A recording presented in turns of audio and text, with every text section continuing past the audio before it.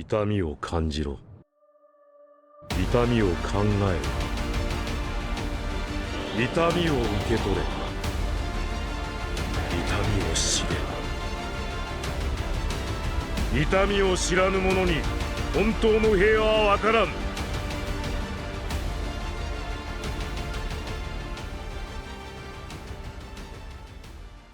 Wesh canapé, ça se pro, c'est aujourd'hui au programme, c'est le retour de la bonne grosse bagarre avec cette fois-ci les 5 Kage contre le solo King Itachi. Alors, pourquoi? Déjà c'est ma chaîne, je fais ce que je veux, mais surtout, faire face aux 5 Kage, ça donne l'occasion de faire pas mal de débats différents. Surtout que face à Itachi niveau match-up, on aura des trucs à dire. Mais surtout parce que Sasuke Mangekyou Sharingan, donc son frère, a affronté les 5 Kage dans le manga. Il les a affrontés individuellement, même si c'était temporaire, et surtout, il les a enchaînés. Du coup, comment Itachi, un ninja globalement bien plus fort que lui, aurait géré 5 des ninjas les plus puissants du monde? C'est ce qu'on va voir aujourd'hui dans 3 parties. La première, c'est évident, c'est Itachi contre les 5 Kage en 1v1. Ça nous permettra d'avoir une sacrée base pour savoir comment il s'en sortirait dans un gauntlet match. Pour rappel, un gauntlet match, c'est le fait d'enchaîner tous ces matchs à la suite. Si tu gagnes contre le premier Kage, tu passes au Kage suivant sans temps de pause et du coup sans récupérer. Et si tu arrives à aller jusqu'au bout, donc en battant les 5 Kage à la suite, bah félicitations, tu as gagné. Et à la fin, pour le lolilol, Itachi fera face aux 5 Kage en même temps. Premier round des matchs individuels classiques, deuxième round c'est Itachi à la place de Sasuke pendant le conseil des 5 Kage, et dernier round c'est Itachi à la place de Madara pendant la Grande Guerre. Ah bah je vous ai prévenu qu'on aurait des choses à dire. Et puisque j'entends la foule impatient de m'entendre dire qu'Itachi aurait pu les empaler comme une brochette avec Totsuka, on va pouvoir commencer. Itachi versus les 5 Kage, 1 contre 1. Allez, je vais prendre le même ordre que dans le conseil des 5 Kage pour déterminer qui passe en premier, donc ce sera A, le Raikage. Itachi peut-il le vaincre? Le combat Sasuke-Raikage va clairement nous aider. Dans ce combat, Sasuke il avait quand même du mal à le suivre des yeux, d'où le fait qu'il a majoritairement utilisé Amaterasu pour se défendre, c'était un petit peu sa seule option. La question ici directement c'est, est-ce qu'Itachi a les capacités d'anticiper ses mouvements et ou de gérer sa vitesse? Et la réponse, c'est probablement oui. Le Raikage il n'utilise pas sa pleine vitesse à chaque seconde, il y va crescendo et n'utilise que quand il est sûr de tuer. Contre Sasuke par exemple, même s'il était très énervé, il a pas mis tout ce qu'il avait niveau vitesse. Contre Itachi, absolument rien n'indique qu'il irait directement chercher le lariat de vitesse max en ligne droite sans réfléchir. Surtout qu'il connaît son adversaire, qu'il est grave dangereux avec ses pupilles, donc mollo lastico, on temporise, on observe et on attaque quand c'est le bon moment. Contre Sasuke, encore une fois, il était extrêmement énervé et pourtant il n'était pas si sauvage que ça pendant leur match. Donc face à un adversaire probablement plus létal que lui, il faudrait redoubler de vigilance. Je pense alors que le match commencerait sur le Raikage qui tente des offensives directes sur Itachi en utilisant sa vitesse pour jauger à quel point il est réactif et lui faire sortir son arsenal, le Susanoo en l'occurrence. Maintenant, on sait que la vitesse d'Itachi est assez folle. Quand il utilise des mudras, même Kakashi, Sasuke et Bin sont pas capables de les voir tellement il va vite. Kakashi, par le passé, a réussi à couper la foudre en deux, et ça, pourtant, il a pas réussi à le voir. Et même niveau déplacement, il a réussi à peu près gérer les attaques de Killer Bee, qui n'est que très légèrement inférieur au Raikage niveau vitesse. Ça signifie pas qu'il est apte à le contrer forcément, mais je pense que le débat peut au moins s'ouvrir. Mais ce qui est surtout galère avec Itachi, c'est son anticipation. Avec son gros cerveau, il est capable de prévoir en avance les mouvements de l'adversaire, ce qui fait que même en étant plus rapide que lui, si Itachi sait que vous allez attaquer un endroit précis, bah il pourra l'anticiper, on l'a vu avec Kabuto. En fait, globalement, le Raikage il a pas 8000 options pour vaincre un adversaire de ce qu'on sait. Il utilise son armure de foot pour attaquer extrêmement rapidement et surtout avec des attaques extrêmement lourdes. Ça, c'est clairement suffisant contre une grosse partie du casting. Mais face à Itachi, est-ce que ce serait suffisant? Parce qu'en vérité, je pense pas que ses attaques classique entre guillemets serait suffisante contre lui. Son Susanoo squelettique a clairement moyen de tanker pas mal de ses attaques, et même si à un moment il risque de casser, c'est pas au bout de 2-3 coups qu'il va craquer. Faudrait donc essayer de le tuer avant qu'il ne sorte le Susanoo, mais là faudra assumer qu'il soit apte à prendre Itachi de vitesse, genre que son attaque surpasse la réactivité de son adversaire. Itachi niveau réactivité, c'est un monstre dans le domaine. J'émets quand même de forts doutes concernant la capacité du Raikage à le prendre de vitesse, au point où il sera impossible d'activer le Susanoo en sachant que Sasuke Mangekyou Sharingan a pu le faire. Faudrait sortir son lariat de vitesse max, mais même là, pas sûr que ça passe, vu que c'est un déplacement en ligne droite et que le Sharingan peut anticiper ce genre de trajectoire, surtout Itachi. À la limite, le Raikage se cache et il attaque en Tsum Tsum, mais bon, c'est pas vraiment dans sa personnalité. Donc ouais, pour moi, le Raikage, il a qu'une seule option ici, c'est jouer sur l'endurance d'Itachi. Itachi, pour se défendre face à lui, il va devoir utiliser le Susanoo, là c'est vital. Sans ça, même ses simples attaques au corps à corps, bah c'est suffisant pour le tuer, donc Itachi va devoir se protéger derrière son Susanoo. Je pense pas qu'il puisse utiliser beaucoup de substitutions face au Raikage, de par le fonctionnement même des substitutions. Très rapidement, faut être capable d'échanger de place avec un corps sans que l'adversaire ne le voie, mais le Raikage Raikage il est juste trop réactif pour ne pas voir ça. Donc ouais, pour moi, seul le Susanoo empêchera Itachi de se faire marave. Et comme Itachi va forcément devoir utiliser son Mangekyou Sharingan pour se défendre et attaquer, sa réserve de chakra va se vider à vitesse grand V. Si le Raikage lui met assez de pression, il y a une carte à jouer, mais malheureusement, je trouve que c'est un petit peu la seule option. Alors qu'Itachi, ses solutions sont quand même plus vastes. Déjà, évidemment, Amaterasu, on l'a vu, ça passe l'armure de foudre. Après, certes, le Raikage peut esquiver ça de front, mais là encore, pas besoin de le lancer de front. On parle d'Itachi ici quand même, hein, c'est un très gros cerveau, je pense qu'il va pas faire 2 fois l'erreur à la suite. Un plan pour être préparé pour tenter d'échapper à son regard, et Amaterasu, ou alors pendant une contre-attaque pour le forcer à bouger, et il capitalise avec autre chose. Si Amaterasu touche, bah même l'armure de foudre ça survivra pas. Et on a aussi les genjutsu, et même pas forcément besoin de Tsukuyomi. Pendant la Grande Guerre, un clone de Madara a pu placer le Raikage dans un genjutsu après l'avoir immobilisé. Ça, c'est une bonne strat. Itachi l'attrape avec son Susanoo, et soit ça part sur Amaterasu, soit sur un genjutsu. Tsukuyomi, ça le tuerait, mais un genjutsu classique, ça passe aussi. Genre ça pourrait le stun et ensuite il en fait ce qu'il veut. Aussi, il y a Totsuka. S'il touche, c'est fini. Ce que je veux dire, c'est que Itachi devrait avoir la réactivité de ne pas se faire one-shot par la vitesse du Raikage. À partir de là, une bataille va s'engager. Le Raikage, pour gagner, va devoir esquiver tout ce qu'Itachi lui envoie. A contrario, Itachi, pour l'emporter, va devoir absolument l'attraper pour le terminer. Ça fait un petit peu bizarre de présenter un combat avec le Raikage comme ça, mais bon, factuellement, il n'y a pas d'autre option, il va devoir esquiver et faire en sorte qu'Itachi finisse à court de jus. Et maintenant... on va être honnête, hein, j'ai pas l'impression qu'il en ait les capacités. Itachi il est juste trop intelligent et trop réactif, il risque de trouver un moyen de l'attraper avec le bras du Susanoo et en finir avec ses moultes possibilités. Est-ce qu'il va gagner dans 100% des cas? Bah non, mais quasiment, on va pas se le cacher. Et je pense que c'est surtout dû au match-up cet écart aussi colossal de scénario. Parce que contre Killer Bee qui est approximativement aussi fort que le Raikage, bah là Itachi galérerait beaucoup plus contre lui. Mais c'est pas le sujet, victoire d'Itachi. Ensuite c'est au tour de Gaara. Et là, Gaara c'est en même temps le meilleur match-up possible et en même temps le pire. Oui, c'est possible. Non, parce que le sable de Gaara, c'est juste le contre parfait au Susanoo. Ça peut bloquer ses attaques sans trop problème vu la solidité de la défense. Ça peut le recouvrir de sable à distance, ce qui fait que Gaara est assez safe au vu de la portée limitée du Susanoo sans jambes. Il y a même moyen de faire sortir Itachi en passant par la seule zone non protégée par le chakra. Et en plus, même Amaterasu, ça n'aura aucun intérêt puisque le sable est assez rapide pour le contrer. Je rappelle que le sable, c'est pas Gaara qui le contrôle pour se défendre, c'est automatique, donc même si Itachi est dans son dos et qu'il lance Amaterasu, bah le sable il va le défendre. Donc ouais, de prime abord, Gaara il est quand même assez adapté contre Itachi. Et d'ailleurs, faudrait que je fasse une vidéo sur Gaara pour montrer à quel point il est fort cet enfoiré. Mais malheureusement, Itachi, c'est pas n'importe qui, et il a clairement de quoi passer le sable. Déjà, il y a les genjutsu. Gaara, il a pas montré de résistance particulière dans le domaine, et Itachi, avec ses korbas, qui peut clairement les envoyer vers Gaara, et l'un d'entre eux peut utiliser un genjutsu, même léger. Rien que là, ce serait fini. Mais il y a pire. Totsuka. Gaara, son style, c'est de bloquer. Du coup, esquiver, c'est pas forcément son point fort, et Totsuka, bah, ça se bloque pas. Là aussi, c'est tendu pour lui. Et en vrai, est-ce qu'il n'y aurait pas un monde où Itachi n'utilise que sa vitesse de déplacement pour réduire la distance avec Gaara avant de le placer dans un genjutsu? Je m'attends pas à un corps à corps aussi éblouissant pour les yeux que Lee contre Gaara, mais théoriquement, Itachi va plus vite que lui. Esquiver les assauts du sable pour réduire la distance, bah ça doit pouvoir se faire. Et dans le cas où il se fait encercler par le sable, bah il y a le Susanoo pour le protéger. Pendant ce temps, il va lancer les corbeaux, et là oui, ça devrait pouvoir se faire. Après, oui, c'est toujours tendu d'imaginer ce genre de scénario, parce que techniquement, Gaara il aurait une autre option qui serait quand même assez efficace. Genre, imaginez, Gaara il monte dans le ciel grâce à un nuage de sable et il attaque Itachi à distance, genre avec un raz-de-marée. En vrai, Itachi il a rien contre ça. Maintenant, est-ce que c'est quelque chose que Gaara ferait? Quand il utilise son nuage de sable, il y a toujours une bonne raison, et contre Itachi, il n'y a pas forcément besoin de base. Du moins, il le connaît pas spécialement, donc pourquoi partir directement dans le ciel alors qu'il le fait jamais? Mais bref, ça reste une possibilité, mais peu probable on va dire. Et ici, Itachi pourrait subir ses attaques avec le Susanoo et envoyer un corbeau, parce que je sais pas si vous êtes au courant, mais ça vole ces bestioles là. Genjutsu, Totsuka, je doute que Gaara ait pu gérer ça, alors que le sable, ça se gère hein. Après effectivement, on a aussi la même limitation niveau endurance que le match d'avant. Si Gaara capte qu'Itachi est en train de s'épuiser avec ses yeux, aller dans le ciel, le spammer d'attaque pour qu'Itachi spamme son Susanoo pour s'épuiser, bah ça doit être envisageable. À voir dans ce round précis, mais c'est vrai qu'Itachi pourrait utiliser des clones et les utiliser avant même que Gaara ne puisse réagir, parce que bon, il serait pas capable de voir les mudras. Parce que ouais, si Sasuke Ebin l'a pas vu alors qu'il le regardait en face, il y a zéro chance que Gaara le voit. Donc Itachi a forcément pensé à utiliser un clone, ces clones se font jamais vraiment repérer, et un instant trop tard à capter qui est qui...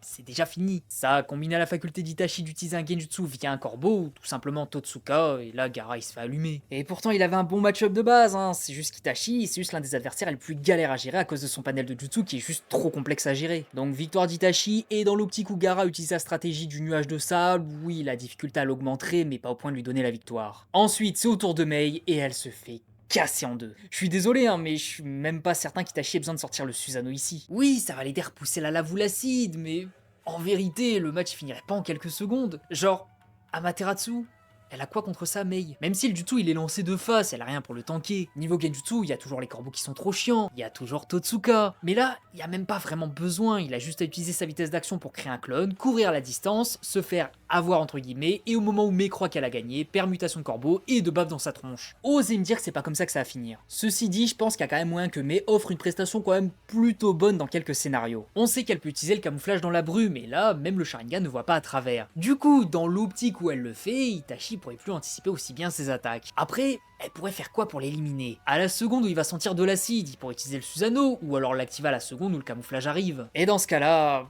bonne chance Mei. Quoi?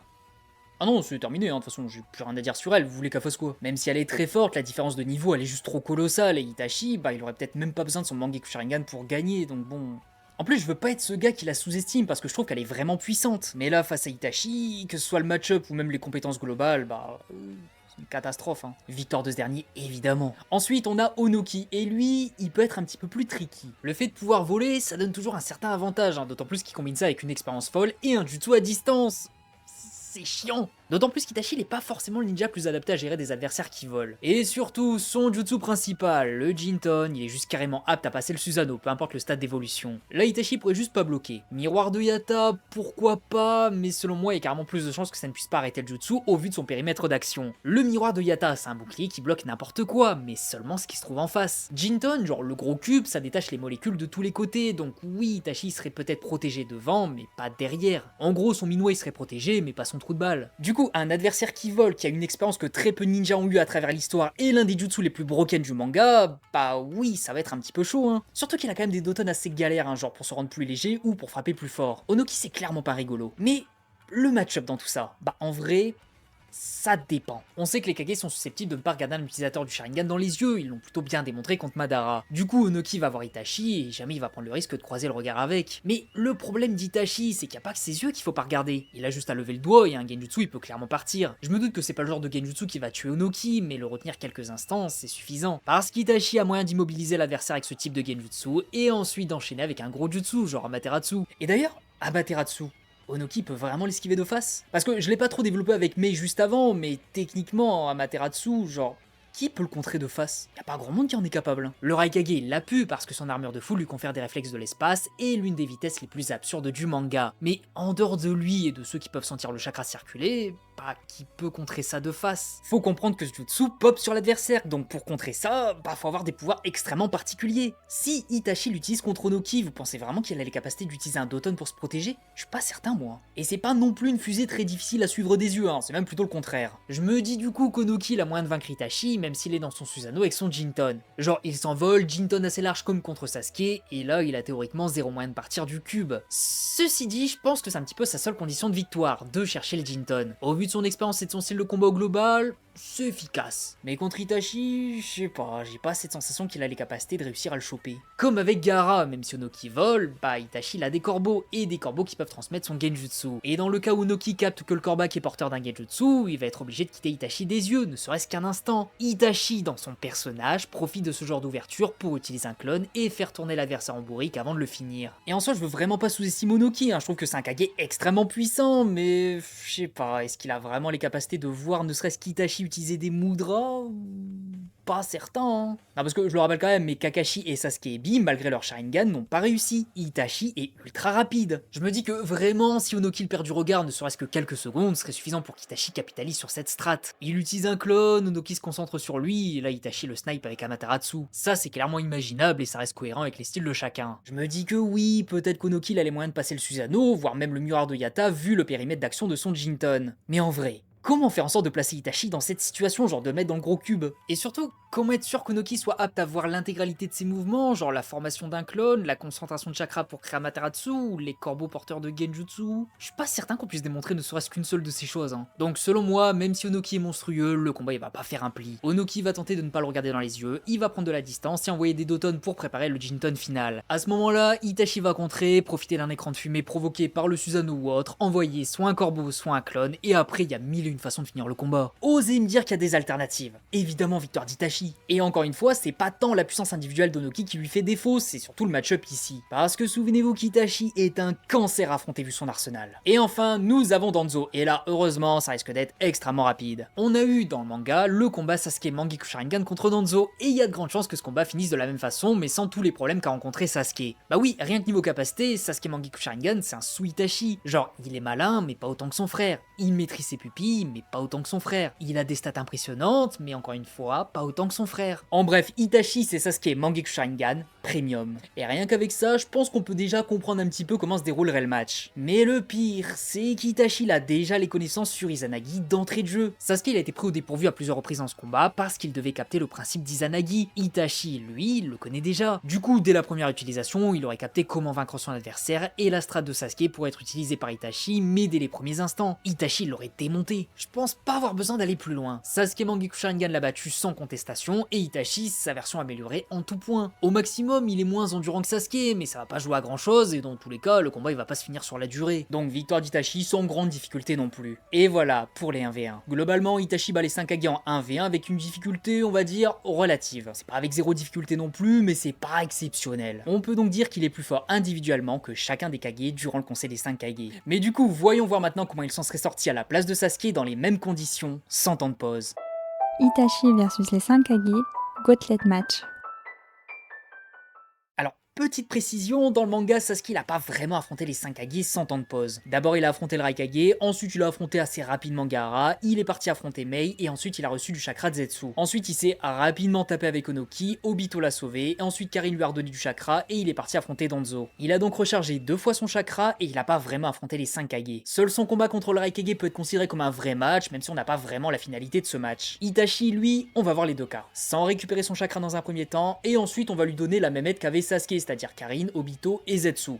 Même si c'est bizarre techniquement. Bref, il commence avec le Raikage, et on a déjà abordé ça dans le round d'avant. Il va le battre, mais il va avoir besoin d'utiliser son Susanoo à plusieurs reprises pour se défendre, l'attraper, et ensuite capitaliser, notamment avec un Amaterasu ou un Tsukuyomi. Le Raikage, il est vraiment l'adversaire qui risque de lui siphonner le plus vite son chakra, vu que c'est un petit peu le plus galère à affronter ici. Il va donc réussir à le battre, il va y laisser une bonne partie de son chakra, que je vais estimer à environ 50%. Contre Sasuke, il a pu utiliser un clone, un Tsukuyomi, quelques Genjutsu mineurs, 2 Amaterasu, un Katon et quelques instants de Susanoo, genre 2 minutes. Contre le Raikage, je pense qu'il va avoir besoin du premier stade de Susanoo, genre les codes, ou du deuxième, ça dépend, un Amaterasu pour finir, et peut-être un clone ou des jutsu classiques, genre le Katon, pour préparer le terrain. Là, niveau consommation de chakra, on devrait être à peu près à la moitié. Même si je reconnais que c'est très spéculatif, chaque scénario sera différent, mais bon, on va dire que c'est à peu près ça. Ensuite, passage à Gaara. Contre Gaara, vu ce qu'il a perdu comme chakra, faudrait économiser ses forces, et la strat du pigeon porteur de Genjutsu, ça peut le faire. Il envoie ses corbeaux, Gaara les broie avec son sable, et Itachi en profite pour utiliser d'autres Genjutsu, genre celui avec le doigt. Ou alors il fait l'inverse, il attaque Gaara, et envoie en Tsum Tsum ses corbeaux pour le Genjutsu final. Le problème, c'est surtout d'économiser du chakra contre quelqu'un comme Gaara, parce que s'il se décide d'utiliser un Ranma de ça, bah y a aucune chance de s'en sortir sans Susanoo, et là, grosse consommation de chakra. Je pense très honnêtement qu'Itachi n'a pas vraiment les moyens de le battre avant que Gaara ne puisse lancer ne serait-ce qu'une attaque. Et le problème ici, c'est que les attaques de Gaara sont dangereuses même quand on est enfermé dans un Susanoo. Du coup, peu importe l'attaque, Itachi sera obligé de se protéger avec son Susanoo, et là, faudrait sortir le Piaf Genjutsu ou le clone histoire de capitaliser. Dans ce deuxième cas, ça va nécessiter un autre jutsu pour finir, comme Tsukuyomi, mais il devrait avoir assez de jus pour le faire. Je pense à une victoire d'Itachi, mais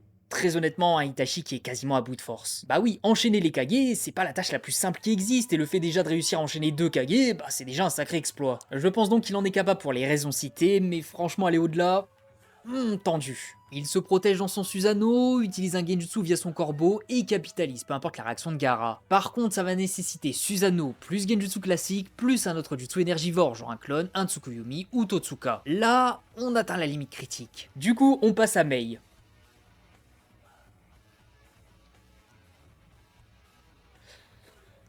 Itachi s'arrête là, je suis désolé. Non mais sans déconner, on rigole de Mei, mais là Itachi il a quasiment rien contre elle. Sasuke il était devant elle et il allait mourir sans Zetsu. À un moment son corps il va lâcher, surtout qu'il est assez gravement malade, et utiliser trop ses pupilles, ça aide pas. Là honnêtement il y a juste aucun monde où il lui reste du jus, et même si Mei n'est pas la plus difficile à vaincre pour lui, il a plus de jus. Normalement à 1v1 Amaterasu et c'est terminé, mais ici je suis même pas certain qu'Itachi puisse marcher sans finir aussi essoufflé qu'un asthmatique après 8 cigarettes. Ça va être difficile à entendre donc accrochez-vous.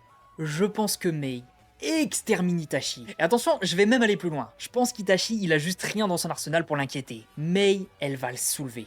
Aussi simple que ça. Donc ouais, à la place de Sasuke dans le manga, sans l'aide de Karin, Zetsu et Obito, bah Itachi il est capable de passer 2 Kage, mais il tomberait face au 3ème. Sacré exploit quand même, hein, surtout quand on connaît ses problèmes de santé, mais bon honnêtement, je vois pas comment il serait capable d'aller jusqu'au bout sans aide extérieure. Mais voyons voir ça. Dans l'optique, on reprend la même situation que dans le manga avec Sasuke.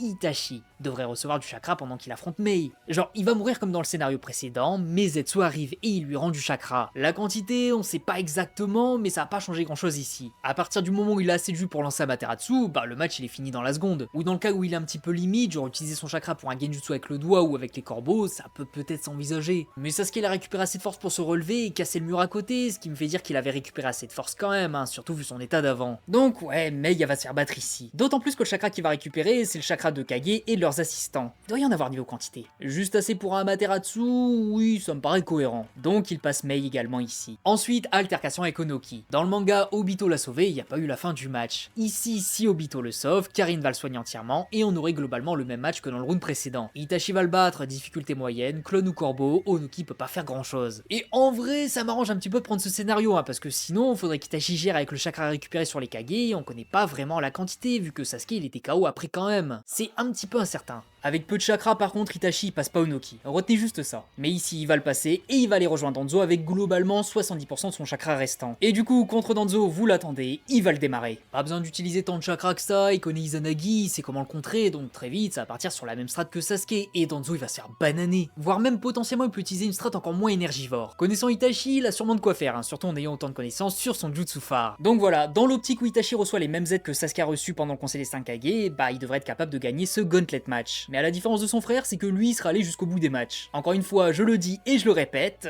sacré exploit quand même. Hein. Et avant de passer au dernier round, je vais quand même parler d'un petit scénario en plus. Itachi, à certains moments de l'œuvre, avait le Koto Amatsukami. Je le prends pas en compte en général vu que je prends le Itachi contre Sasuke et dans ce combat il l'avait plus. Mais dans l'optique où il l'a, alors le match il pourrait être intéressant. Puisqu'il sait qu'il va affronter les 5 Kage à la suite, il pourrait utiliser Koto Amatsukami pour récupérer un allié. Ici ce serait le Raikage parce qu'autant ne pas prendre de risques, on prend le premier qui passe sous la main et on économise au maximum le chakra. Et en vrai c'est presque la meilleure configuration possible. Si le Raikage devient l'allié d'Itachi, chaque Kage va se faire soulever sans difficulté. Contre Gaara, la vitesse du Raikage sera probablement apte à passer son sable. Et même si c'est pas le cas, ça laissera du temps à Itachi de lui placer Totsuka vu qu'il sera forcé de rester sur place. Gaara, mort. Ensuite on a Mei et le Raikage sera largement assez pour la vaincre seul. Donc pourquoi pas l'aider en lançant des shurikens ou avec des jutsu dérangeants. Là aussi, victoire du groupe sans difficulté. Ensuite on a Onoki. Itachi et Raikage, deux gars ultra rapides. Bah, Onoki gère pas ça, hein. Et Danzo, bah il se fait fumer. Bref, pas besoin de 3 heures d'argumentation, mais en 2v1 avec Itachi et le Raikage, aucun des Kage ne peut faire quoi que ce soit. Au mieux, ils vont abîmer les réserves d'Itachi, mais puisque le Raikage est déjà presque suffisant pour vaincre chaque Kage en individuel et qu'il a une réserve de chakra colossale, pour en venir à bout, ça va être chaud, hein, même s'il enchaîne les matchs. Alors suppléer par Itachi, c'est presque pas fair play. Dans l'optique où il aurait le Koto Amatsukami, Itachi aurait les capacités de les enchaîner sans l'aide d'Obito, de Zetsu et de Karin. Mais maintenant qu'on a vu ces différents scénarios, voyons voir comment Itachi aurait pu gérer les 5 Kage en 5v1 comme Madara pendant la guerre. Évidemment avec Tsunade à la place de Danzo. Accrochez-vous. Itachi versus les 5 Kage, 1v5. Bon, l'avantage de ce round, c'est que non seulement ça risque d'être assez rapide à expliquer, et en plus je peux même vous le représenter visuellement. Globalement, ça va ressembler à ça.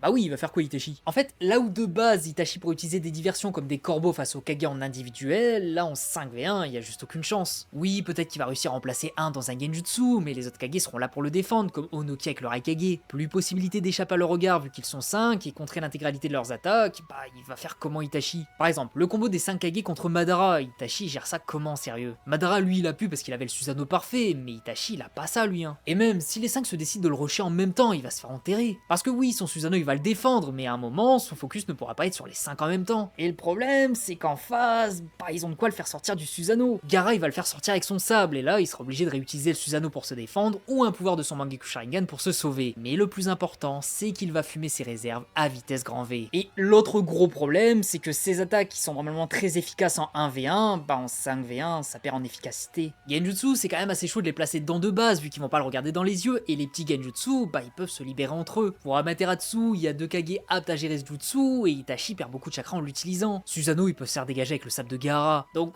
Ouais, la totalité de ses pouvoirs du Mangekyou Sharingan deviennent presque inefficaces en 5v1. Il y a des scénarios dans lesquels il peut en prendre un ou deux avec lui dans la tombe, évidemment, mais aller jusqu'au bout du match, ça c'est pas possible. Hein. Surtout qu'ici, il y a Tsunade dans le groupe, elle est encore plus chiante à gérer que les autres. Sa maîtrise sur son chakra va lui permettre de se libérer seul des genjutsu classiques. Sa faculté de soin et de transmission de chakra va permettre au groupe de durer plus longtemps. Et il y a Katsuyu qui est gigantesque et qui va recouvrir la zone d'acide pour empêcher Itachi de bouger. Là, bah, je suis désolé, il est juste bloqué. Dans le meilleur des scénarios pour lui, il place un des Kage dans le Koto Amatsukami, s'il y arrive évidemment, et ça deviendrait du 2v4, mais même en 2v4, ils vont pas faire long feu. Je pense que le meilleur des plans, c'est de prendre Gaara, vu qu'il gère quand même plutôt bien plusieurs adversaires d'un coup, et ça permettrait à Itachi d'utiliser son Susanoo sans trop de soucis. Mais là c'est pareil, le Raikage il peut passer son sable, et Itachi il a pas moyen de gérer plusieurs Kage d'un coup. Ceci dit, dans cette configuration, il y aurait moyen de tenter quelque chose, mais de là à imaginer une victoire, ça me semble un petit peu compliqué. Pour moi, sans le Koto Amatsukami, c'est victoire des 5 Kage, évidemment avec une difficulté quand même assez basse. Faut pas déconner, ce sont quand même les 5 Kage. Avec le Koto Amatsukami, peut-être qu'il pourrait aller chercher une victoire par-ci par-là dans un ou deux scénarios, mais normalement,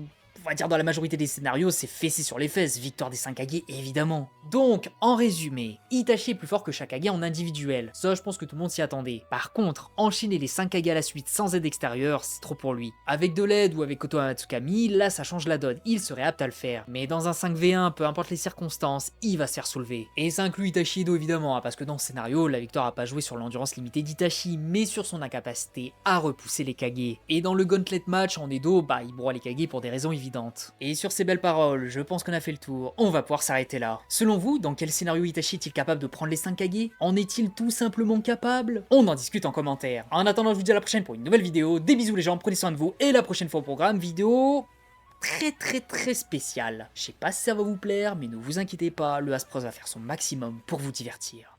Bisous.